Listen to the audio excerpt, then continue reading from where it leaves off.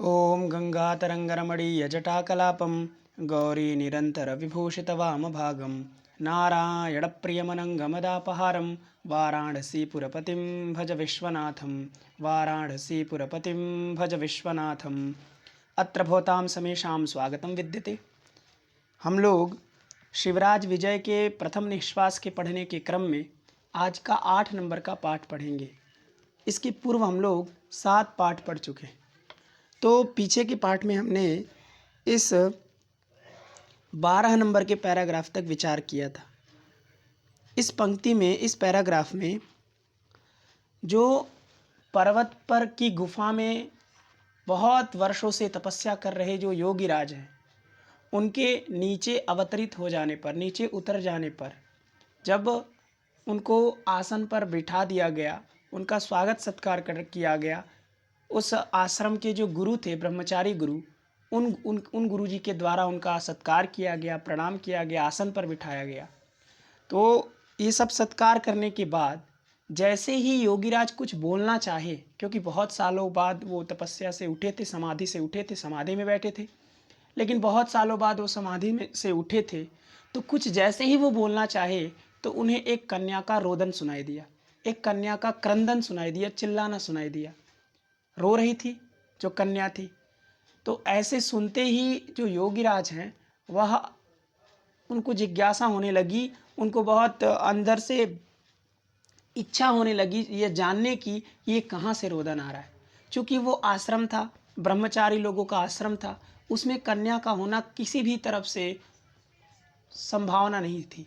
तो फिर ये क्रंदन कहाँ से आ गया, ये रोदन कहाँ से आ गया, यही तो योगीराज के अंदर जिज्ञासा हुई। तो जब ऐसा उनके अंदर जिज्ञासा हुआ कि ये रोदन कहाँ से आ गया, तो उन्होंने तुरंत प्रश्न किया ब्रह्मचारी गुरु से कि यह रोदन कहाँ से आ रहा है। तो उसका उत्तर देते हुए जो ब्रह्मचारी गुरु हैं, वह इस 12 नंबर की पैराग्राफ को कहे थे और उन्होंने कहा था कि भगवन श्रूयताम यदि कुतूहलम, हे भगवान, यदि आपको कुतूहल है, कुतूहल माने होता है जिज्ञासा, यदि आपको कुतूहल है, यदि आपको उत्सुकता है, कुतूहल माने उत्सुकता, तो यदि आपको उत्सुकता है तो सुनिए ये क्रंदन कहाँ से आ रहा है, ये जो आवाज़ है, ये जो रोदन है, वो कहाँ से आ रहा है और क्यों आ रहा है और क्यों बालिका यहाँ पर आई है, ये सभी जो कथा है ये मैं आपको सुनाता हूँ, आप सुनिए। तो इसको कहते हुए ब्रह्मचारी गुरु ने कहा था कि भगवन श्रूयताम यदि कुतूहलम, यदि आपको कुतूहल है, यदि आपको जिज्ञासा है, यदि आपको उत्सुकता है, यदि आपको उत्कंठा है, तो आप सुनिए ये क्रंदन क्यों आ रहा है, किसका आ रहा है और कैसे आया।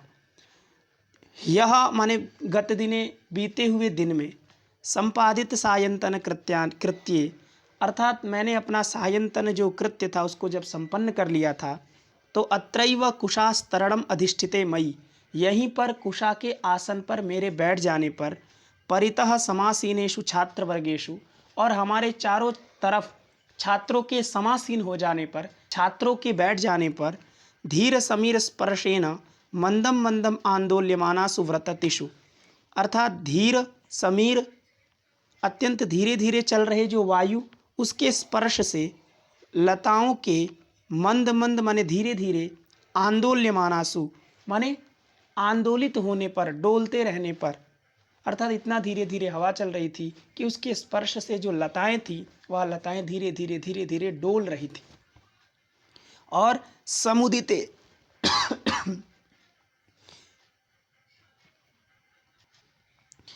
और समुदिते समुदिते यामिनी कामिनी चंदन बिंदु इव इंदु, अर्थात चंदन बिंदु की तरह, चंदन बिंदु की तरह, किसकी, तो यामिनी कामिनी, अर्थात यामिनी माने रात्रि, कामिनी माने नायिका, तो रात्रि रूपी नायिका के चंदन बिंदु की तरह, चंदन तिलक की तरह जो चंद्रमा था, ऐसे चंद्रमा के समुदिते, उदित हो जाने पर, ठीक है ना।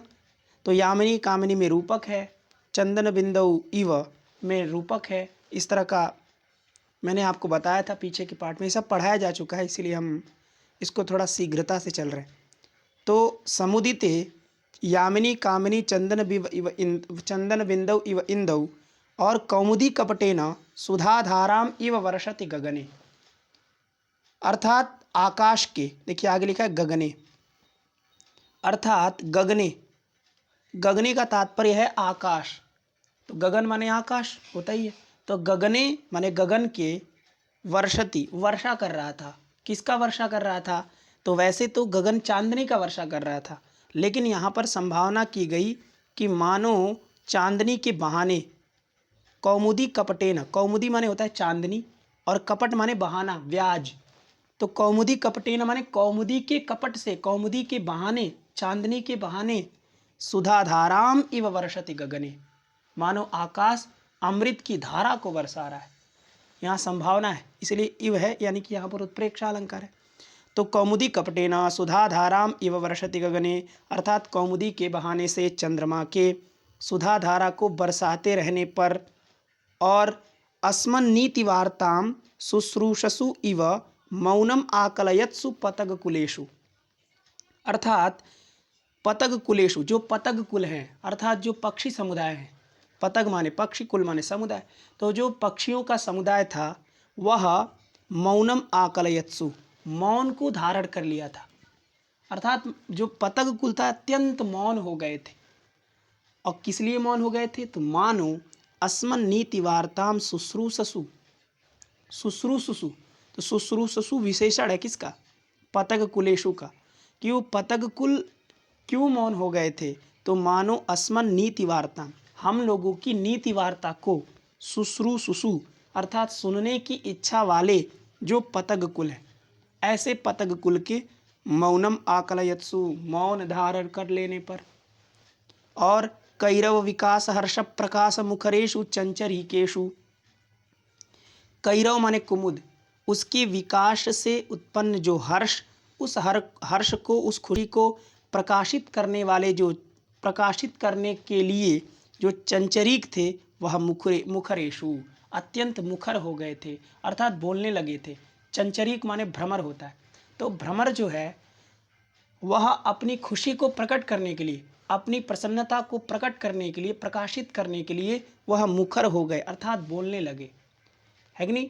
मतलब भ्रमर बोलने, गुनगुनाने लगे थे। और किस लिए गुनगुना रहे थे? क्योंकि वो अपना हर्ष प्रकाशित कर रहे थे, हर्ष को प्रकट कर रहे थे। किसका हर्ष था? तो कैरव के विकास से उत्पन्न हर्ष था। क्योंकि कैरव माने कुमुद होता है, कुमुद पुष्प होता है, और जब चांदनी की रात्रि आती है तब वो कुमुद विकसित होता है।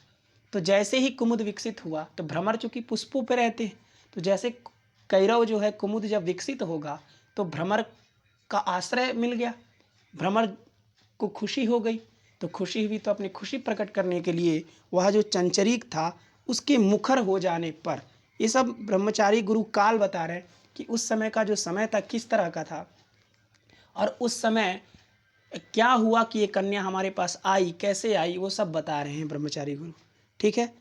तो उन्होंने कहा कि कैरव विकास हर्ष प्रकाश मुखरेशु चंचरीकेशु, अर्थात कैरव के विकास से उत्पन्न जो हर्ष, उसको प्रकाशित करने के लिए चंचरीको माने भ्रमरों के मुखरेशु माने मुखर हो जाने पर, अस्पष्टाक्षरम क्रंदनम अश्रौषम, एक अस्पष्ट अक्षर वाला क्रंदन को मैंने सुना। अहम अश्रौषम, ये अश्रौषम क्रिया, अश्रौषम है कि नहीं? अश्रौषम क्रिया आपके लुंग लकार की, श्रु श्रवणे धातु लुंग लकार उत्तम पुरुष एक वचन, तो इसका करता है अहम।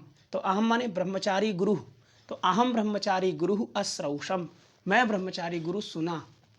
क्या सुना? तो क्रंदनम। और क्रंदन कैसा था? तो पूरा विशेषण है उसका, अस्पष्टाक्षरम था, अर्थात जिसका स्पष्ट अक्षर नहीं था, और कंपमान निश्वासम, जिसका जो श्वास था वो कंपमान था, कांपने वाला श्वास था, ऐसे क्रंदन को मैंने सुना। और श्लथत कंठम, जिसका जो कंठ था वह श्लथत माने अत्यंत शिथिल हो गया था, रोते रोते थक गया था, ऐसे कंठ वाला वो जो क्रंदन था, उस क्रंदन को मैंने सुना। और घर घरित स्वनम, घर घर से इत माने युक्त वो स्वन माने ध्वनि थी, उस रोने की जो ध्वनि थी वह घर घर से युक्त थी। घर घर ये एक ध्वनि होती है, जब कोई भी बच्चे रोते हैं तो घर घर ऐसी आवाज़ आती है। तो इस घर घर जो स्वन है, जो ध्वनि है, उससे इत, इत माने युक्त होता है, तो उससे वो युक्त थी। ऐसे क्रंदन को मैंने सुना जिसमें चीत्कार मात्रम, जिसमें चिल्लाना मात्र था, ऐसी ध्वनि को मैंने सुना, ऐसे क्रंदन को मैंने सुना, और दीनतामयम, जो अत्यंत दीनतामय था, दीनता से युक्त था, अर्थात असहाय होकर के रो रहा था, उसका कोई सहायता करने वाला नहीं था। ऐसे वो क्रंदनम को अश्रौषम और अत्यवधान श्रव्यत्वात् अनुमित दविष्ठतम, ऐसा क्रंदनम अश्रौषम, अर्थात अत्यवधान श्रव्यत्वात्, अत्यंत सावधानी से सुनने के कारण, अनुमित, ऐसा अनुमान किया गया कि अत्यंत दविष्ठतम, वह अत्यंत दूर है। अर्थात एक तो सुनाई नहीं दे रही थी वो क्रंदन, क्योंकि वो क्रंदन बहुत धीरे धीरे आ रही थी, रो है कि नहीं, वो बहुत धीरे धीरे रो रही थी, इसलिए हमारे करोड़ों तक वो स्वर पहुँच नहीं पा रहे थे। और कैसे कैसे तो पहुँचा, कैसे कैसे तो वो पहुँचा, क्यों? क्योंकि हमने अत्यंत अवधान से युक्त होकर के सुना, अत्यवधान श्रव्य के कारण, ठीक है ना, अत्यवधान श्रव्यत्वात्, अर्थात अत्यंत सावधानी से सुनने के कारण, अनुमितम, ऐसा अनुमान किया गया कि वो दविष्ठतम, अत्यंत दूर है, ऐसे क्रंदनम को हमने सुना। तो ये तो हमने पीछे के पाठ में देखा था। आगे चलिए आज का पाठ प्रारंभ करते हैं। तो देखिए, इसके बाद ब्रह्मचारी गुरु ने कहा तत्क्षणमेव च माने और, तो और का अन्वय यहाँ से करिएगा कि जैसे मैंने क्रंदनम को सुना, है कि नहीं, मैंने क्रंदन को सुना, च माने और जैसे ही मैंने सुना तो और, तत्क्षणमेव, तत्क्षणमेव अर्थात तत्कालमेव, उसी काल में, उसी क्षण में ही, कुतः इदम किमिदम इति दृश्यताम ज्ञायताम, ये मैंने कहा, है कि नहीं, तत्क्षणमेव मैंने ये कहा, कुतः इदम किमिदम इति दृश्यताम ज्ञायताम, उसी क्षण मैंने कहा। किससे कहा? तो छात्रों से कहा, क्योंकि मेरे चारों तरफ छात्र बैठे थे। पीछे आपको बताया गया कि परितः समासीनेषु छात्र वर्गेषु, तो छात्र बैठे ही थे, सायंकालीन समय था। तो जैसे ही हमने उस क्रंदन को सुना तो तत्क्षणमेव, उसी क्षण में ही, उसी क्षण में ही मैंने क्या कहा, कुतः इदम, इदम क्रंदनम, यह जो क्रंदन है, यह जो रोदन है, वह कुतः माने कस्मात् प्रदेशात् आगच्छति इदम क्रंदनम इदम रोदनम, यह रोदन किधर से आ रहा है, किम इदम, किम माने किमर्थम, इदम रोदनम, यह रोदन क्यों आ रहा है। दो बात बोले, पहला कुतः इदम माने यह कहाँ से आ रहा है, फिर दूसरा किम इदम, यह क्यों आ रहा है, इति, ऐसा मैंने कहा। इसके बाद मैंने कहा दृश्यताम, देखो, दृश्यताम माने देखो, ज्ञायताम माने पता लगाओ, समझो, माने दृश्यताम ज्ञायताम, दृश्यताम लोट लकार माने आत्मनेपद, लोट लकार प्रथम पुरुष एक वचन, है कि नहीं, तो दृश्यताम दृश्यताम दृश्यंताम, उसी तरह ज्ञायताम में भी ज्ञा अवबोधने धातु और उससे आत्मनेपद लोट लकार प्रथम पुरुष एक वचन, तो ज्ञायताम ज्ञायताम ज्ञायंताम, इस तरह उसका रूप चलेगा। तो मैंने कहा कुतः इदम, इदम रोदनम कुतः, यह रोदन कहाँ से आ रहा है, और किम इदम, इदम रोदनम किम, यह रोदन क्यों आ रहा है, इति, ऐसा मैंने कह करके दृश्यताम ज्ञायताम, देखो समझो, इति, ये, आदिश्य माने आदेश दे करके, आदिश्य माने आदेश दे करके, आंग उपसर्ग पूर्वक दिस धातु से अक्त्वार लेप है, तो आदिश्य माने आदेशम दत्वा, आदेश दे करके, किसको आदेश दिए, तो छात्रेषु, छात्रों को मैंने आदेश दिया, और छात्र क्या हो गए, तो विसृष्टेषु माने उनके विसर्जित कर देने पर, है कि नहीं, अर्थात मैंने छात्रों को क्या आदेश दिया कि दृश्यताम, देखो, ज्ञायताम, पता लगाओ, कि कुतः इदम, यह कहाँ से आ रहा है, किम इदम, क्यों आ रहा है, देखो और पता लगाओ, इति आदिश्य, ऐसा आदेश दे करके, छात्रेषु विसृष्टेषु, छात्रों के विसृष्ट हो जाने पर, अर्थात छात्रों के भेज देने पर, छात्रों के भेज देने पर, छात्रेषु में जो सप्तमी और विसृष्टेषु में भी सप्तमी, ये दोनों जगह यस्य च भावेन भावलक्षणम सूत्र से सप्तमी है, अर्थात उसमें दो क्रियाएं होती हैं, एक पूर्वकालिका क्रिया होती है और एक उत्तरकालिका क्रिया होती है। तो ये जो छात्रेषु विसृष्टेषु, जो विसृष्ट माने विसर्जनक क्रिया है, यह पूर्वकालिका क्रिया है, ठीक है ना। जैसे वहाँ पर होता है गोसु दुह्यमाना सुगतः, माने किसी ने पूछा कि कदा सह गतः, माने सह सह पुरुषः कदा गतः, वह पुरुष कब गया। तो किसी ने उत्तर दिया गोसु दुह्यमाना सुगतः, अर्थात गो के दोहन काल में गया, जब गाय का दोहन हो रहा था तभी वो गया। तो इस तरह का जब उसने उत्तर दिया तो जो गो का दोहन काल है वो काल पूर्व में है और वो चला गया है व्यक्ति, है कि नहीं।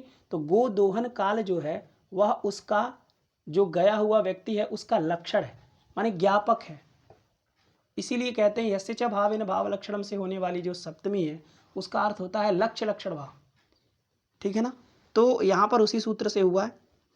तो ऐसा आदेश दिया गया, कैसा आदेश दिए, दृश्यताम माने देखो, ज्ञायता माने पता लगाओ, इति आदिश्य ऐसा आदेश दे करके, छात्रेषु विसृष्टेषु छात्रों के विसृष्ट कर देने पर माने भेज देने पर, जब मैंने भेज दिया तो क्षणानंतरम, क्षणानंतरम माने क्षण अनंतरम, अनंतरम माने बाद और क्षण माने थोड़े ही देर।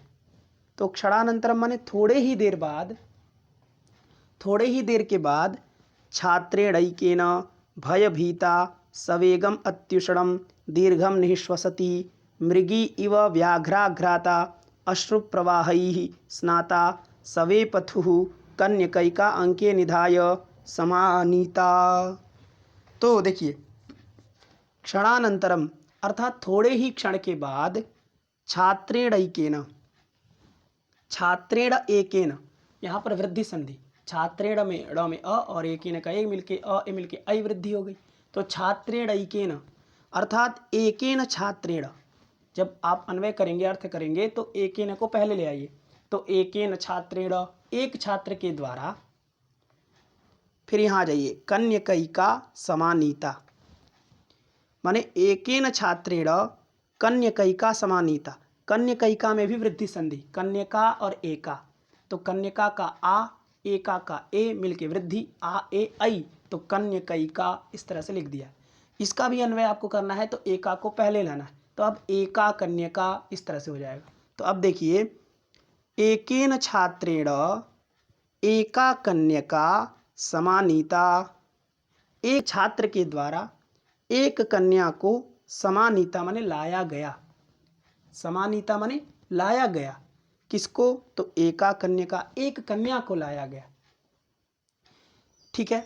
और वो कन्या कैसी थी, बस सब उसका विशेषण है, वो कन्या किस प्रकार की थी, जब वो लाई जा रही थी एक छात्र के द्वारा तो उस कन्या का क्या हाल था, कैसे दिख रही थी, कैसी उसकी स्थिति थी, वो सारी स्थिति बीच में विशेषण के तौर पे यहाँ पर दिया गया है। ये मेन वाक्य था कि छात्रेण ऐकेन माने एकेन छात्रेण, एक छात्र के द्वारा एका कन्या समानीता, एक कन्या लाई गई। और कैसे लाई गई, ऐसा नहीं कि हाथ पकड़ के ले आया गया, है कि नहीं, कैसे लाई गई, तो अंके निधाय, अंके माने क्रोडे, क्रोडे माने गोदी में, अंके सप्तमी एक वचन अर्थात गोदी में, ठीक है ना, गोदी में, है कि नहीं। तो छात्रेण एकेन एका कन्यका अंके निधाय समानीता, ठीक है ना, अर्थात अंके माने क्रोडे, क्रोडे माने गोदी में, निधाय, निधाय माने संस्थाप्य, है कि नहीं, रख करके, संस्थापित करके, कहाँ, तो क्रोडे अंके गोदी में, समानीता माने लाई गई। तो इतना समझ गए कि छात्रेण ऐकेन एक छात्र के द्वारा, कन्यकैका एका कन्या, अंके माने क्रोडे, निधाय माने संस्थाप्य, समानीता माने समागता, लाई गई, है कि नहीं, ले आया गया। अब वो कन्या कैसी थी, कन्यका में प्रथमा विभक्ति एक वचन है, तो जितने भी प्रथमा विभक्त्यंत एक वचन के शब्द होंगे वो सभी इसके विशेषण होंगे। तो देखिए पहला विशेषण क्या है कि भयभीता, अर्थात वो कन्या कैसी थी, तो भय से डरी हुई थी, भयेन भीता इति भयभीता, अर्थात भय से भीता माने डरी हुई थी। अब चूंकि भय तो था ही भाई, एक तो उसको यवन जो था वो उसको किडनैप करके ले आया था, उसका अपहरण करके लाया था, और ऊपर से उसको चाकू वोकू दिखा रहा था, तो वैसे भी डरी होगी वो, इसीलिए भयभीता अर्थात भय से डरी हुई। और कैसी, तो सवेगम अत्युषणम दीर्घम निःश्वसती जो कन्यका, ठीक है, अर्थात भयभीता कन्यका। और सवेगम, सवेगम माने वेगेन सहितम सवेगम, तीव्रम इत्यर्थ। सवेगम का अर्थ है तीव्र, तीव्र माने वेग के साथ, वेग के साथ क्या कर रही थी, तो निःश्वसती, सांस ले रही थी बड़े वेग के साथ। और अत्युषणम, और उसका जो सांस था वो कैसा था, अत्युष्ण था, अत्यंत गर्म था। क्यों, क्योंकि वो डर डर के सांस ले रही थी, इसलिए अत्युष्णम अर्थात अत्यंत उष्ण। और दीर्घम, बहुत दीर्घ माने बड़ी बड़ी सांस ले रही थी। ऐसी निःश्वसती माने ऐसा सांस लेती हुई, कन्यकैका माने एका कन्या, अंके निधाय माने गोदी में रख करके, समानीता माने लाई गई, किसके द्वारा, तो एकेण छात्रेण, एक छात्र के द्वारा। बात समझ में आ गई कि भयभीता अर्थात भय से डरी हुई थी। सवेगम अत्युष्णम दीर्घम निःश्वसति, वेग के साथ बहुत तेजी से, अत्युष्णम माने अत्यंत उष्ण गर्म, दीर्घम माने लंबी लंबी, निःश्वसति माने सांस लेती हुई, एका कन्यका समानीता। दूसरा विशेषण समझ गए। तीसरा क्या है, मृगी इव व्याघ्राघ्राता जो कन्यका। तो मृगी इव, वो कन्या कैसी थी, मृगी की तरह थी। मृगी माने होता है हरिणी, जैसे मृग माने हरिण, मृग माने हरिण, और उसी का स्त्रीलिंग में मृगी बनता है ठीक है ना। तो वो कन्या कैसी थी, तो मृगी की तरह थी, एक हरिणी की तरह थी।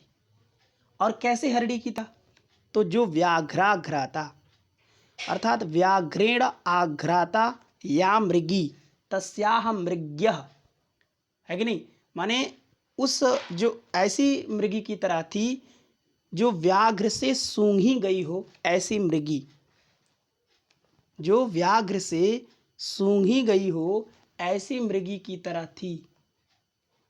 इसका क्या तात्पर्य है, तो देखिए, जैसे व्याघ्र के पास यदि कोई मृगी जाए या कोई मृग जाए तो क्या कभी बच सकता है, कभी नहीं बचेगा, क्योंकि सिंह, व्याघ्र माने सिंह, शेर। तो जैसे व्याघ्र जो है, शेर जो है, उसके पास यदि मृगी जाए, मृग जाए, कोई जानवर जाए तो कभी नहीं छोड़ेगा, उसको मार डालेगा। लेकिन एक ऐसी मृगी जो कि व्याघ्र के पास गई है और व्याघ्र ने उसको सूंघा भी है, लेकिन फिर वो बच करके चली आई, उसी की तरह यह कन्या है। लेकिन इसको कोई व्याघ्र ने नहीं सूंघा, लेकिन व्याघ्र रूपी जो यवन है, व्याघ्र रूपी जो यवन है, उस यवन के द्वारा ये सूंघी गई है। अर्थात यवन व्याघ्र की तरह था और ये जो कन्या थी वह मृगी की तरह थी, हरिणी की तरह थी। तो यवन रूपी बाघ के पास, यवन रूपी बाघ के पास कन्या रूपी मृगी गई तो थी, और यवन ने उसको सूंघा भी था, अपनी गोदी में भी लिया था। लेकिन ये कन्या का सौभाग्य था कि उससे छुड़ा करके भाग आई, ठीक है ना। इसीलिए कैसा व्यास जी लिख रहे हैं कि मृगी इव व्याघ्राघ्राता कन्यकैका, ये कन्यका कैसी थी, तो व्याघ्र के द्वारा सूंघी गई मृगी की तरह थी, मृगी की तरह थी। बात समझ में आ गई। तो व्याघ्र के द्वारा आघ्राता, आघ्राता में आंग उपसर्ग पूर्वक घ्रा गतिगंधनयो धातु से अक्तव है और उससे स्त्रीत्व की विवक्षा है तो टाप है। तो आघ्राता और व्याघ्राघ्राता माने व्याघ्रेण आघ्राता या मृगी तस्याह मृग्याः इव एका कन्यका अंके निधाय एकेन छात्रेण समानीता इत्यन्वयः। बात समझ में आ गई। तो व्याघ्रेण आघ्राता मृगी इव एका कन्यका अंके निधाय समानीता, व्याघ्र के द्वारा सूंघी गई मृगी की तरह एका कन्यका, एक कन्या को अंके निधाय गोदी में रख करके समानीता माने लाया गया। और वो कन्या कैसी थी, तो अश्रु प्रवाही स्नाता, अश्रु प्रवाही, अश्रु माने आंसू के, प्रवाही माने धारा से, अश्रु प्रवाही माने आँख के जलधारा से, स्नाता माने स्नान की हुई, एका कन्यका समानीता, वो कन्या अश्रु के प्रवाह से, आंसुओं की धारा से स्नान की हुई थी। इतना रोई थी, इतना रोई थी कि मानो वो अश्रु प्रवाह से स्नान की हुई है। तो अश्रु प्रवाही स्नाता एका कन्यका समानीता। और कैसी थी, तो सवे पथुहु, सवे पथुहु का तात्पर्य सकंपा, वेपथु का मतलब होता है जैसे वेप्री कंपनी धातु, वेप्री कंपनी धातु से अथुच प्रत्यय होता है तो वेपथु बनता है। जैसे गीता में भी वेपथुश्च शरीरे में रोमहर्षश्च जायते, मेरा शरीर कांप रहा है और रोमहर्षश्च जायते, और मेरा रोमा का जो रोमा में हर्ष उत्पन्न हो रहा है, मतलब मेरे रोमे खड़े हो रहे हैं, है कि नहीं? कौन कहता है? अर्जुन कहते हैं। जब सामने अपने ही भीष्म पितामह, गुरु द्रोणाचार्य, अपने भाई दुर्योधन, इन सभी को देखता है युद्ध स्थल में, तो उसका शरीर कांपने लगता है कि अरे मैं इन लोगों पर कैसे बाण चलाऊं जो मेरे सगे संबंधी। तो वहाँ भी सवे वेपथु आया, वेपथुश्च शरीरे में शरीरे वेपथु, वेपथुश्च शरीरे में, मेरे शरीर में वेपथु माने कंपन हो रहा है, और रोम हर्षश्च जायते, और रोम में हर्ष उत्पन्न हो रहा है, माने मेरा रोआ खड़ा हो रहा है। ठीक है, तो यहाँ भी देखिए सवे पथु, वे पथु माने होता है कांपना, और स माने सहित, अर्थात उस वो जो कन्या थी वो कैसी थी? तो सवे पथु थी, अर्थात सकंपा थी, कांप रही थी। सवे पथु माने सकंपा, कांप रही थी वो कन्या। और ऐसी एका कन्या को अंके निधाय समानीता। तो बात समझ में आ गई कि तत्क्षणमेव, उसी क्षण में ही, कुतः इदम, यह कहाँ से आ रही है, किम इदम, यह रोदन क्यों आ रहा है, इति दृश्यताम ज्ञायताम, देखो पता लगाओ, इति आदिश्य, ऐसा आदेश दे करके, छात्रेषु विसृष्टेषु, छात्रों के भेज देने पर, क्षणानंतरम, थोड़े क्षण के बाद, छात्रेणैकेन, एक छात्र के द्वारा, एका कन्यका, कन्यकैका समानीता, एक कन्या को लाया गया। किसमें रख करके? तो अंके निधाय, गोदी में रख करके एक कन्या को लाया गया। वो कन्या कैसी थी? तो भयभीता, भय से डरी हुई थी। सवेगम अत्युषणम दीर्घम निःश्वसती, निःश्वसती ये प्रथमा विभक्ति एक वचन का रूप है, निउपसर्ग पूर्वक स्वस प्राणने धातु, और उससे सत्री प्रत्यय, और स्त्रीत्व की जब विवक्षा होती है तो उगितश्च सूत्र से ngीप हो जाता है, तो निःश्वसती बनता है। बस जैसे नी है और आगे स्वस धातु है, उससे आपने सर्वप्रथम लट लकार होता है, धातु से पहले लकार होते, तो लकार की लट, उसके स्थान पर लटह सत्री स्थान चाव प्रथमा समानाधिकरणे सूत्र से सत्री प्रत्यय कर दी, तो हो गया निहि श्वस सत्री। सत्री में अत बचता है, रिकार की संज्ञा हो जाती है, शकार की संज्ञा हो जाती है, अत बचता है, तो निहि श्वस अत मिलाएंगे तो क्या बनेगा? निःश्वस, निःश्वसत, निःश्वसत बना। अब इसकी हो जाती है प्रातिपदिक संज्ञा कृतधित्य समासाश्च सूत्र से, ठीक है ना? तो उसके पूर्व ही, प्रातिपदिक संज्ञा करने से पूर्व ही उगितश्च सूत्र से, नहीं, चूंकि प्रातिपदिक संज्ञा करनी पड़ेगी पहले, तो मतलब निःश्वस और आगे अत रहता है, मिला दीजिए, निःश्वसत बन गया। इसके बाद इसकी प्रातिपदिक संज्ञा हो जाती है, क्यों? क्योंकि सत्री प्रत्यय कृत प्रत्यय, तो कृदंतत्वात् इसकी प्रातिपदिक संज्ञा होती है। किस सूत्र से? कृतधित्य समासाश्च। क्योंकि प्रातिपदिक संज्ञा करने वाले व्याकरण में, पूरे व्याकरण में केवल दो ही सूत्र हैं, एक है अर्थवद धातुर प्रत्यय प्रातिपदिकम, एक है कृतधित्य समासाश्च। तो जो व्युत्पन्न शब्द होते हैं उनकी प्रातिपदिक संज्ञा करने वाला सूत्र जो है वो कृतधित्य समासाश्च। तो ये चूंकि व्युत्पन्न है, क्योंकि इसकी उत्पत्ति है कि नहीं? माने नहीं श्वस धातु से सत्री की है, तो ये तो व्युत्पत्ति हो गई ना, इसलिए इसकी प्रातिपदिक संज्ञा करने वाला जो सूत्र है वह है कृतधित्य समासाश्च, तो उससे कर देंगे प्रातिपदिक संज्ञा। तो जैसे ही इसकी प्रातिपदिक संज्ञा होगी उसके तुरंत बाद उगितश्च सूत्र से स्त्रीत्व की विवक्षा है तो गीप हो जाएगा, तो गीप हुआ। गीप करने के बाद क्या बन गया? निःश्वसत और ई मिला देंगे, निःश्वसती, उसके बाद सु आएगा, सु का हलंग्यादि लोप हो जाएगा, तो बनेगा निःश्वसती। तो निःश्वसती का अर्थ क्या हुआ? सांस लेती हुई। बात समझ में आ गई? तो दीर्घम निःश्वसती, और मृगी इव व्याघ्रा घ्राता, अर्थात व्याघ्र से सूंघी गई मृगी की तरह एका कन्यका को समानीता, और अश्रु प्रवाह ही स्नाता, मानो आंसुओं के प्रवाह से स्नान की हुई, और सवे पथुहु, अर्थात कांपती हुई एका कन्या, एक कन्या को अंके निधाय, गोदी में रख करके, समानीता माने लाया गया। इतना बात समझ गए? इसके बाद देखिए, चिरान्वेषणेनापि च तस्याः सहचरी सहचरो वान प्राप्तः, ठीक है? चिर, चिर माने बहुत काल तक, बहुकालम यावत। चिर, चिर ये अव्यय है, तो चिर माने बहुत काल तक। अन्वेषणेनापि, अन्वेषणेनापि माने गवेषणेनापि, बहुत काल तक अन्वेषण करने पर भी, अन्वेषण से भी, ठीक है ना। अन्वेषण माने होता है रिसर्च, तो चिर माने बहुत, बहुकालम यावत, बहुत काल तक। अन्वेषणेनापि, रिसर्च करने पर भी, अन्वेषण करने पर भी, खोजने पर भी। तस्याः, तस्याः कन्यकायाः, तस्याः कन्यायाः, उस कन्या की, सहचरी, सहचरी माने सखी, और सहचरः माने सखा। तो सहचरी माने सखी और सहचरः माने सखा, माने सहचरी और वा माने अथवा, सहचरः माने सहचरी, वा सहचरः न प्राप्तः, नहीं प्राप्त हुए। अर्थात चिर माने बहुत काल तक, अन्वेषणेनापि, अन्वेषण करने पर भी, खोजने पर भी, ठीक है ना, रिसर्च करने पर भी, अगल बगल देखा गया होगा। तो तस्याः कन्यायाः, उस कन्या का, सहचरी माने कोई साथ में चलने वाली सखी, और सहचर अथवा साथ में चलने वाला सखा, न प्राप्त, नहीं प्राप्त हुए।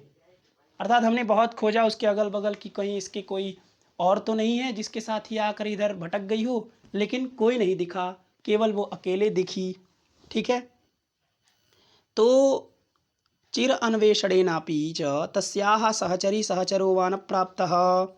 इसके बाद देखिए, ताम च चंद्रकलया इव निर्मिताम, नवनीतेन इव रचितां मृडाल गौरीं कुंदकोरकाग्रदतीं सक्षोभं रुदतीम् अवलोक्य अस्माभिरपि न पारितुं निरोद्धुं नयनबाष्पाणि।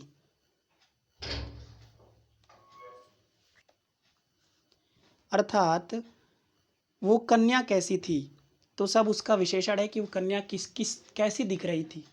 तो लिखा कि ताम च कन्याम, ताम च कन्याम कैसी थी, तो चंद्रकलया इव निर्मिताम, कैसी थी, तो चंद्रकला, चंद्रकलया लिखा, अर्थात चंद्रकला के द्वारा, चंद्रकलया, चंद्रकला शब्द का तृतीय वचन में चंद्रकलया, और इव यहाँ उत्प्रेक्षा का सूचक है, संभावना का सूचक है, तो उत्प्रेक्षा अलंकार भी हो जाएगा।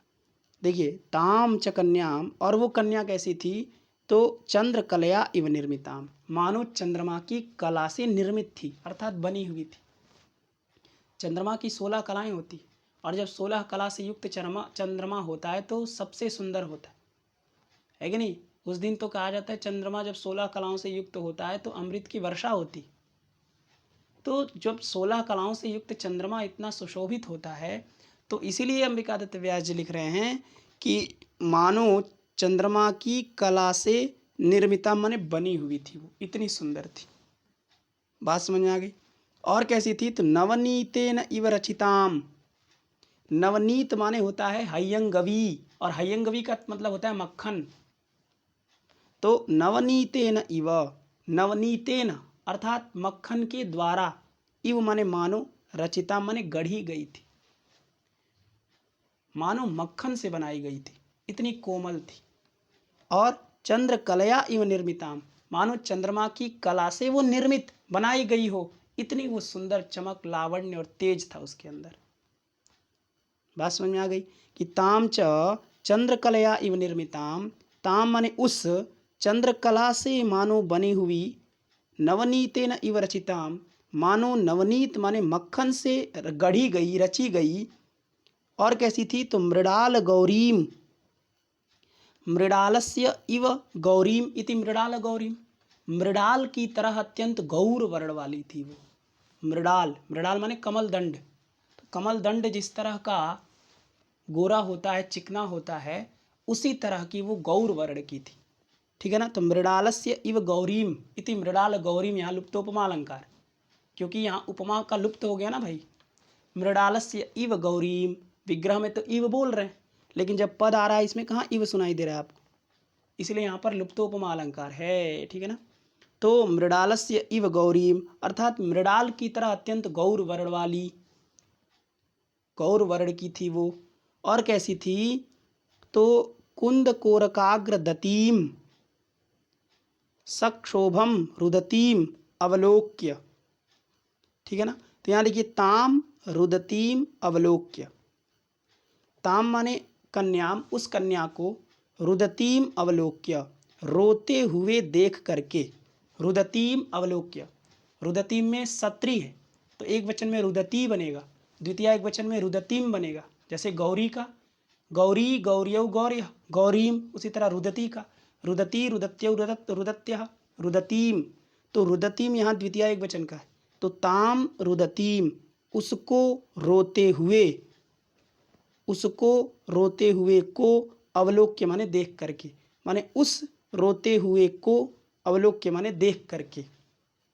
बात समझ में आ गई। ताम रुदतीम अवलोक्य, उस कन्या को रोते हुए देख करके, अस्माभिः अपि न पारितम निरोद्धुम नयनवाष्पाणि। अस्माभिरपि, हम लोगों के द्वारा भी, नयनवाष्पाणि, जो नयन के वाष्प थे, नयन के जो आंसू हैं, उसको निरोद्धुम माने रोकने के लिए, न पारितम अर्थात हम लोग को भी पार नहीं लगा, हम लोग भी समर्थ नहीं थे अपने वाष्पों को रोकने में।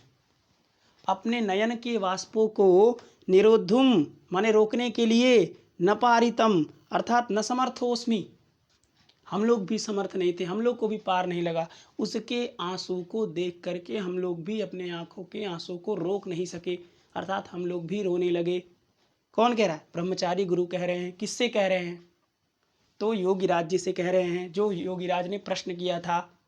ठीक है ना। उसी का उत्तर देते हुए कह रहे हैं कि ताम ताम च कन्याम रुदतीम अवलोक्य, उस कन्या को रोते हुए देख करके, अस्माभिरपि हम लोगों के द्वारा भी, न पारितम नयन वाष्पाणि निरोद्धुम, न पारितम अर्थात न सक्तम, हम लोग सक्त नहीं थे, हम लोग समर्थ नहीं थे अपने नयन वाष्पों को, नयन वाष्पाणि द्वितीय बहुवचन है कि नयन वाष्पाणि निरोद्धुम माने रोकने के लिए, अर्थात हम लोग भी रोने लगे।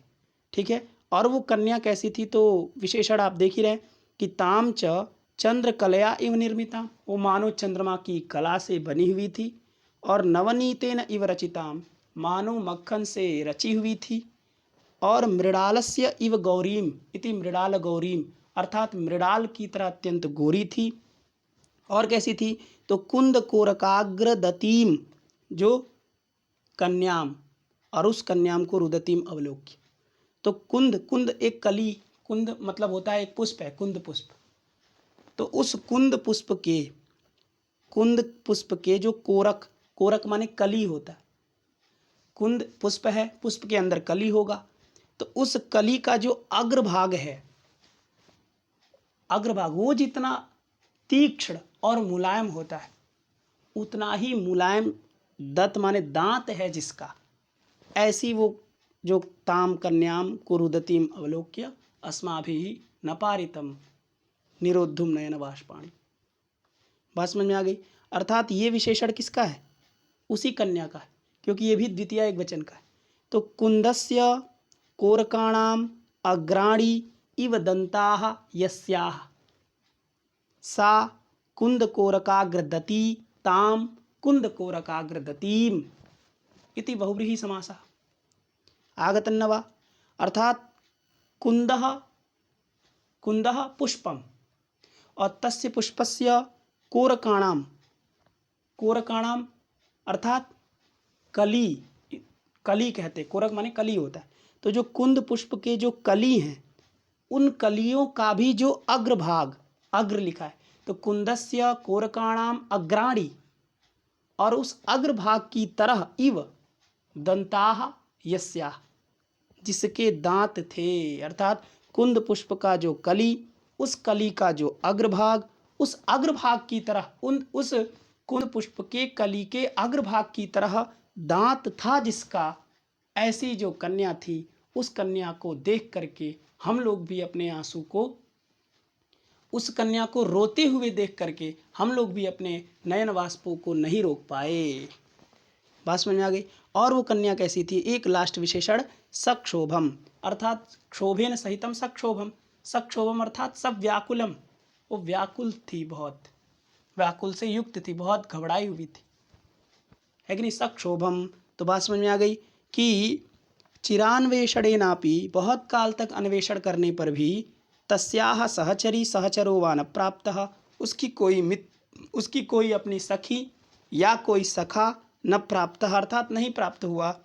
ताम ताम च चंद्रकलया इव निर्मिताम, और उस चंद्रमा की कला से मानो बनी हुई, नवनीतेन इव रचिताम, मानो मक्खन से बनी हुई, मृडाल गौरीम, मृडाल की तरह अत्यंत गौर वर्ण वाली, कुंद पुष्प के कोरक माने कली के अग्रभाग के समान दांत वाली, सक्षोभम जो अत्यंत व्याकुल थी, ऐसी उस रुदतीम, उस रोती हुई कन्या को अवलोक्य, रुदतीम अवलोक्य माने रोती हुई को, अवलोक्य माने देख करके, अवलोक्य में अक्त्वा और ल्यप है, तो अवलोक्य और आगे अस्माभि में दीर्घ संधि हो गई, तो अवलोक्यास्माभि लिख दिया। तो अवलोक्य माने दृष्ट्वा, अस्माभि अर्थात ब्रह्मचारी गुरु भी, ब्रह्मचारित्यादि गुरु भी, हम जैसे लोगों के द्वारा, हम लोग भी, अस्माभिरपि न पारितम निरोद्धुम नयन वाष्पाणी, अर्थात अस्माभिरपि हम लोगों के द्वारा भी, नयन वाष्पाणी नयन के वाष्पों को, निरोद्धुम माने रोकने के लिए, न पारितम अर्थात पार नहीं लगा, अर्थात हम लोग समर्थ नहीं थे, हम लोग भी अपना आंसू गिराने लगे, मतलब हम लोग भी रोने लगे, ठीक है ना। इसके बाद देखिए, इसके बाद जब वो कन्या कहाँ आ गई, अब ब्रह्मचारी गुरु के पास आ गई थी। ये सब कल की बात है, क्योंकि पहले ही बोल चुके हैं, यह संपादित सायंतन कृत्य, तो यह माने बीते हुए दिन में, मतलब आज योगी राजा हैं और कल ही ये कन्या आई थी, तो इसीलिए कल की बात है। और कहते हैं ब्रह्मचारी गुरु, अथ माने इसके बाद, कन्यके माँ भैषी, कन्यके माँ भैषी, इसके बाद जब कन्या को हमने रोते हुए देखा, तो हम लोग भी अपने आंसू को नहीं रोक पाए। इसके बाद हमने पूछा, अथ माने हो गया अनंतरम, इसके बाद हमने कन्या से पूछा, क्या पूछा, कन्यके माने हे कन्या, माँ भैषी मत डरो, माँ भैषी माने मत डरो, माँ के योग में मांगी लुंग, माँ के योग में लुंग लकार होता है, और जहाँ पर मांग होता है वहाँ अट आट आगम नहीं होता है, इसलिए ये यहाँ होना चाहिए अभैषी ही, क्योंकि रूप चलता है अभैषीत, अभैष्टाम, अभैषु, अभैषी ही, अभैष्टम, अभैष्ट, अभैषम, अभैष्व, अभैष्म, लेकिन यहाँ अभैषी ही ना लिख के केवल भैषी ही लिखा है। क्यों? क्योंकि यहाँ मांग है, और जहाँ मांग रहता है वहाँ पहली बात लुंग लकार होता है, और दूसरी बात वहाँ अट और आट का आगम नहीं होता है। तो अभैषी में जो अ दिख रहा था वो अट वाला ही तो दिख रहा था, तो अट होगा ही नहीं, तो क्या बचेगा, भैषी ही बनेगा। बात समझ में आ गई। तो माँ भैषी, माँ ये अव्यय होता है, निषेधार्थक अव्यय होता है, मत इस अर्थ में। तो माँ भैषी माने मत डरो, कन्यके माने हे कन्या, माँ भैषी मत डरो, पुत्री हे पुत्री, त्वाम मातुः समीपे प्रापयिष्यामः, ठीक है ना। माने त्वाम माने तुमको, त्वाम माने कन्याम, तुमको मातुः समीपे माता के समीप में, प्रापयिष्यामः हम लोग प्राप्ति करवा देंगे, अर्थात विसर्जयिष्यामः हम लोग भेज देंगे, हम लोग तुम्हारे माता के पास तुमको भेज देंगे, इसलिए माँ भैषी मत डरो। बात समझ में आ गई कि त्वाम मातुः समीपे प्रापयिष्यामः, हम लोग तुमको तुम्हारे माता के पास विसर्जित कर देंगे, माने भेज देंगे, पहुंचा देंगे, इसलिए माँ भैषी मत डरो, ठीक है। फिर कहे दुहितः, दुहितः माने भी होता है पुत्री, दुहित्री शब्द का संबोधन में बनता है दुहितः, मातृका मातः, पितृका पितः, भ्रातृका भ्रातः, उसी तरह दुहित्रिका दुहितः। बात समझ में आ गई।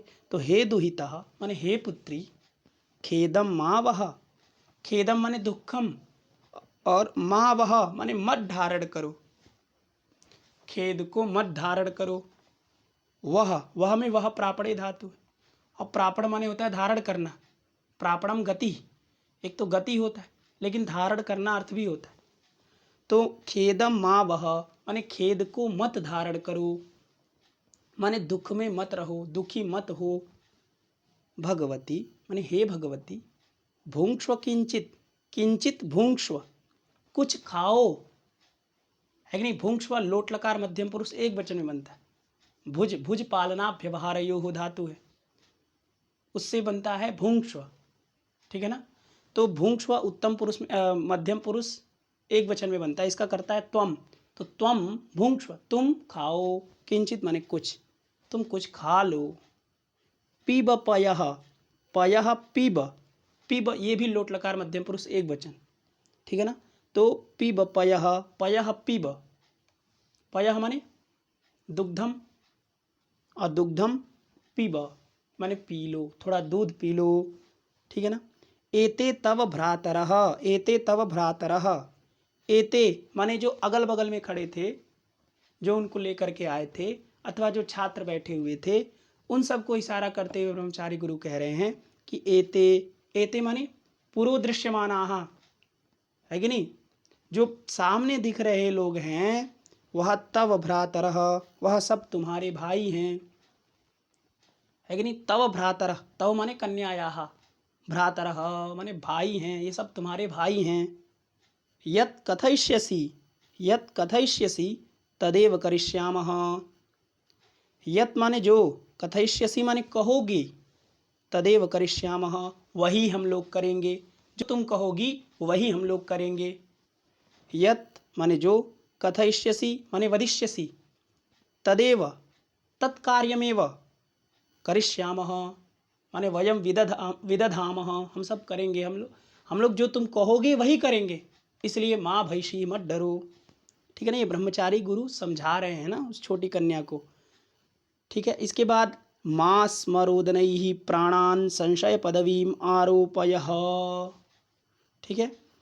मां स्म मत, रोदनैः रोदन के द्वारा, प्राणान अपने प्राणों को, संशय पदवीम आरोपयः, आरोपयः लिखा है देखिए, आरोपयः इसका कर्ता हो गया त्वम, क्योंकि आरोपयः लंग लकार मध्यम पुरुष एक वचन, तो आरोपयः माने मत आरोपित करो।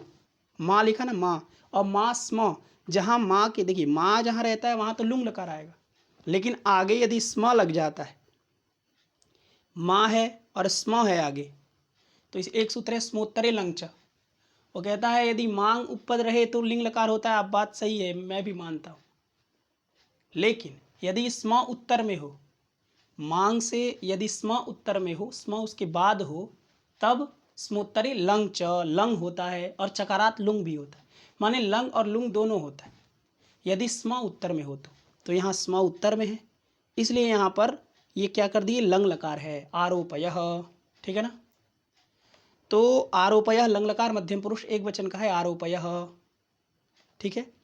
तो माँ स्म, और अर्थ वही होगा, माँ स्म कहिए चाहे माँ कहिए, अर्थ वही होगा, मत, यही अर्थ होगा।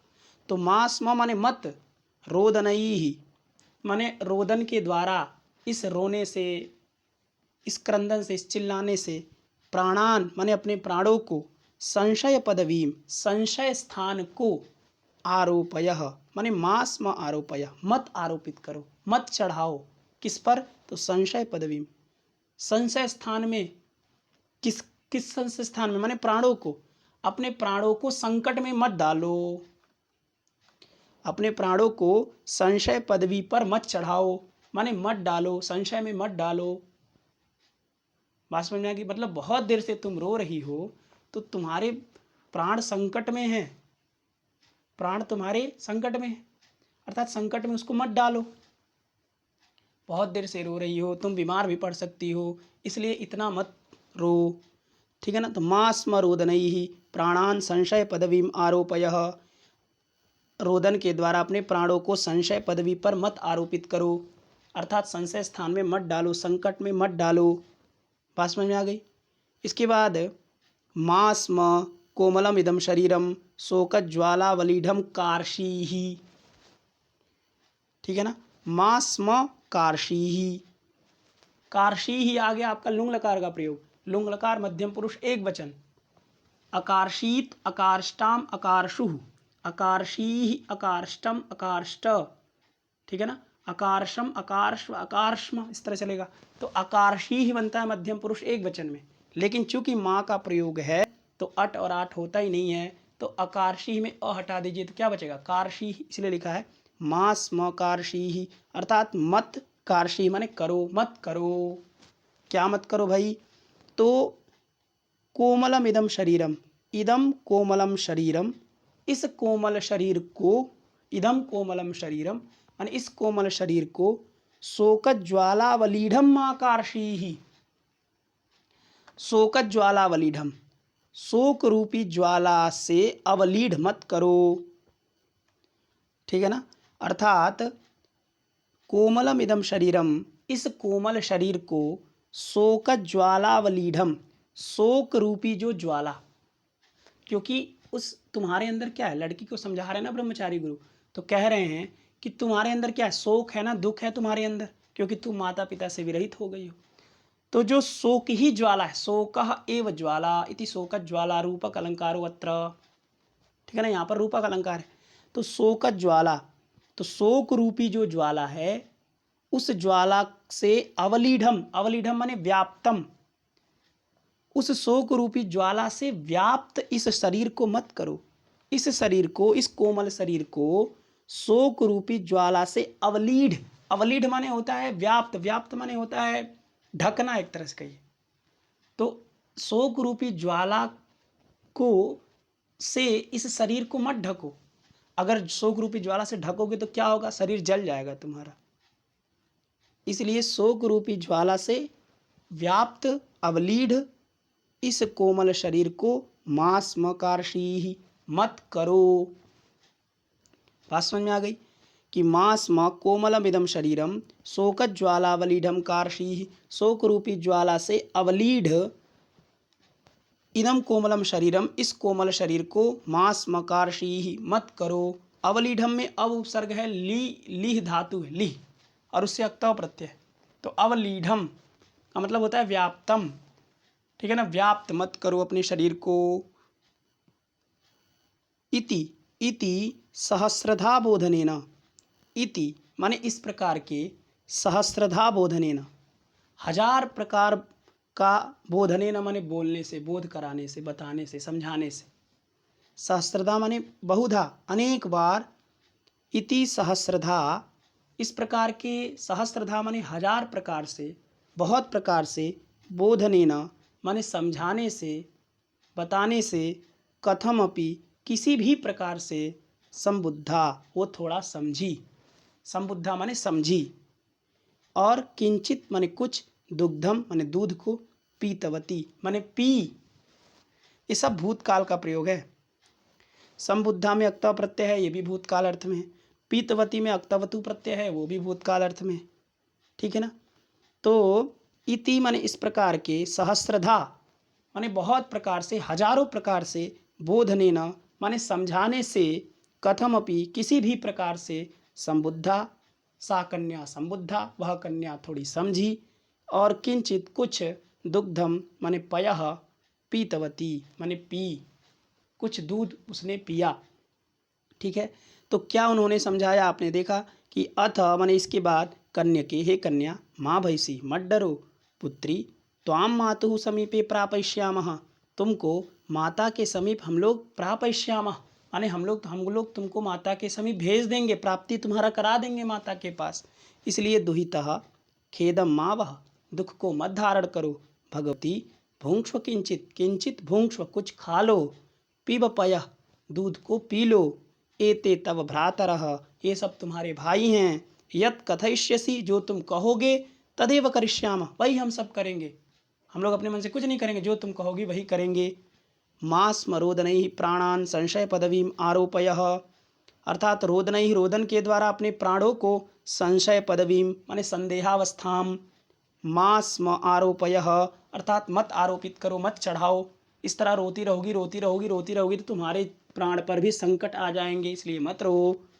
और मास्म कोमलमिदम शरीरम, इस कोमल शरीर को, शोकज्वालावलीढ़म मास्मकारशीहि, इस कोमल शरीर को शोक रूपी ज्वाला से, अवलीढ़ माने व्याप्त, युक्त, अवलीढ़ माने व्याप्तम युक्तम इत्यर्थ। तो शोक रूपी ज्वाला से युक्त इस शरीर को मत करो, अगर करोगी तो शरीर जल जाएगा, इसलिए शोक रूपी ज्वाला से अवलीढ़ माने युक्त, मास मकारशी मत करो। इति सहस्रधा बोधनेन, इस प्रकार के हजारों प्रकार से बोधनेन बोलने से, समझाने से, कथम अपि किसी भी प्रकार से, संबुद्धा वह समझ गई, किंचित और कुछ, दुग्धम माने दूध को, पीतवती माने पी। बात समझ में आ गई? आज इतना रहने देते हैं।